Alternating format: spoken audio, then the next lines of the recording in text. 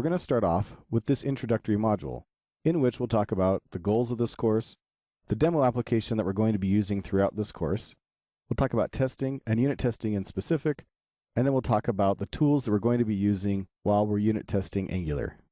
Then in future modules, we're going to be talking about isolated unit tests, integration tests, which in Angular are a special kind of unit test.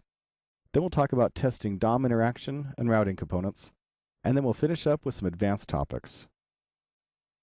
In this course, we have one primary goal, which is the title of the course. We want to learn to write unit tests in Angular. But in the course of learning to do anything, we should always ask ourselves not just how, but why and when. Why should we write certain kinds of tests? And when should we write them? And when should we not write them? In other words, we want to write good unit tests. We want to accomplish the goal of automated testing, which is to increase the quality of our software. Tests are a tool that can help us with that, and we will keep a constant eye on that goal, the goal of writing good unit tests. Finally, Angular has two types of unit tests, isolated and integration tests. We will learn more about these later, but this will be our other secondary goal, which is to understand the difference between these two types of tests, to know how to write each kind of test, and when to write each kind of test. That leads us to talk about what this course is not about. First of all, this course is not about end-to-end testing.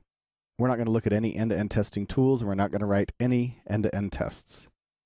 One of the reasons for this is that most end-to-end testing tools really have nothing to do with the framework that you're using. So other courses you may watch about end-to-end testing are going to be just as applicable to Angular as they are to any other web framework. We're not going to spend much time looking at the tools themselves, understanding how they work. We're not going to dig down into their details. No matter what tool you use to test Angular, this course will be applicable to you. This course is not about testing first versus testing after, or TDD, which is test-driven development. Even though I'm a fan of TDD, this course is not going to be discussing TDD specifically. Whether you write your test before you write your code or after you write your code really won't matter. This course is applicable to you in either case. Finally, it's important to understand what you need to know in order to get the most out of this course.